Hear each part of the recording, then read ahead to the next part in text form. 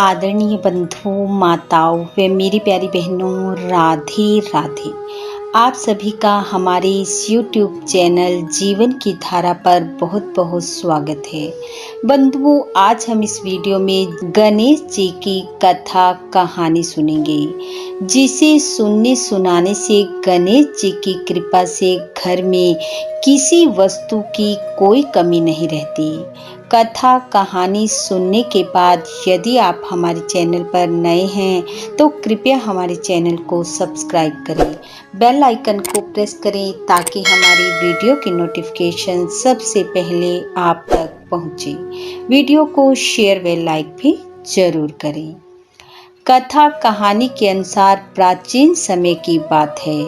गंगा किनारे बसे एक गांव में एक ब्राह्मण दंपत्ति निवास करते थे। ब्राह्मण के कोई संतान नहीं थी। ब्राह्मण गणेश जी का परम भक्त था और वह ब्राह्मणी से हमेशा कहता था कि गणेश जी हमारे मन की इच्छा जरूर पूरी करेंगे। एक समय ब्राह्मण को किसी कार्यवश 2-3 दिन के लिए दूसरे गांव जाना पड़ा। जाने से पहले ब्राह्मण ने ब्राह्मणी से कहा, देखो भाग्यवान, मैं कार्यवश दूसरे गांव जा रहा हूँ। तू पीछे से हर रोज नियम पूर्वक गणेश जी को स्नान करा, वस्त्र पहना, भोजन बनाकर जिमा देना। ब्राह्मणी ने कहा, आप निश्चिंत होकर जाइए, मैं सब कर लूंगी। ब्राह्मणी को समझाकर ब्राह्मण देव चले गए। अगले दिन सुबह ब्राह्मणी उठी। पहले उसने स्वयं स्नान किया और फिर लोटा भर जल लेकर गणेश जी के पास पहुंच गई। गणेश जी को मल मल कर स्नान करवाया, वस्त्र पहनाया और फिर कहने लगी, देखो गणेश जी, आज मैं घर पर अकेली हूँ, सारा काम मुझे ही करना है, इसलिए अब मैंने आपको नहला धुलाकर साफ वस्त्र पहना दिए हैं और अब मैं रसोई में भोजन बनाने जा रही हूँ। जब भोजन बन जाएगा तब मैं आपको आवाज लगाऊंगी, आकर भोजन कर लेना। इतना काम तो आज आपको करना ही पड़ेगा। ऐसा कहकर ब्राह्मणी रसोई में जाकर भोजन बनाने लगी। जब भोजन बनकर तैयार हो गया तो गणेश जी को आवाज लगाने लगी, हे गणेश जी, भोजन थाली में लग गया है, भोजन कर लो। आ जाओ गणेश जी, भोजन कर लो। आप भोजन करो तो मैं करूं, मैं भी सुबह से भूखी हूँ। ऐसे जब ब्राह्मणी बार बार गणेश जी को पुकारने लगी तो गणेश जी ने सोचा, मेरी ये भक्त कितनी भोली है, लेकिन इसका भाव कितना सच्चा है।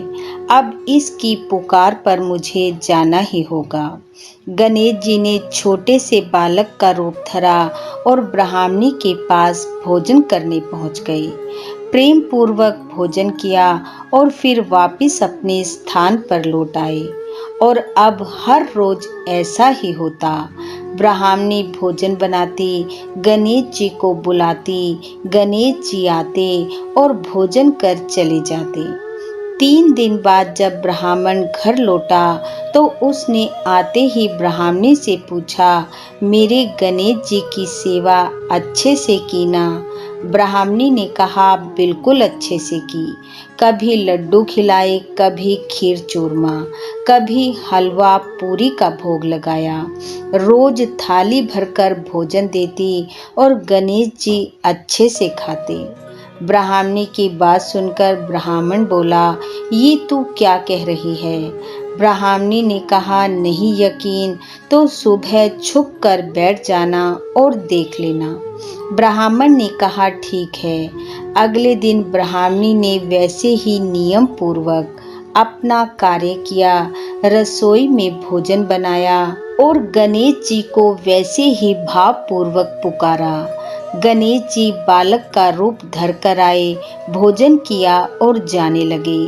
तो छुपा हुआ ब्राह्मण बाहर निकल कर आया, गणेश जी के चरणों में पड़कर कहने लगा, हे गणपति जी, मैं सदैव आपकी पूजा भक्ति करता रहा, लेकिन आपने मुझे कभी दर्शन नहीं दिए। और ब्राह्मणी को न केवल दर्शन दिए बल्कि इसका भोग भी स्वीकार किया। तब गणेश जी कहने लगे, हे ब्राह्मण, तूने मेरी पूजा भक्ति तो हमेशा की, लेकिन तूने मुझे एक मूर्ति समझा, कभी भावपूर्वक मुझे नहीं पुकारा। और रही तुझे दर्शन देने की बात, तो आज ब्राह्मणी के कारण तुझे दर्शन भी हो गए। क्या मैं नहीं जानता था कि तू छुपा हुआ है? गणेश जी के मुख से ये शब्द सुनते ही दोनों पति पत्नी उनके चरणों में गिर पड़े।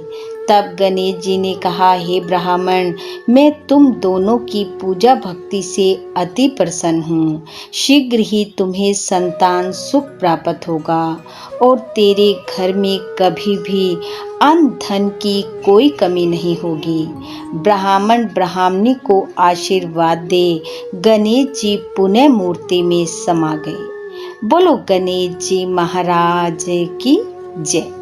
हे गणेश जी, जैसी कृपा आपने ब्राह्मण ब्राह्मणी पर की, वैसी सब पर करना। इस कथा कहानी को सुनने वाले सुनाने वाले सब पर अपनी कृपा बरसाना, निरोगी काया देना, अन्न देना, धन देना, संतान सुख देना। इन्हीं शुभकामनाओं के साथ आप सबका बहुत बहुत धन्यवाद। राधे राधे।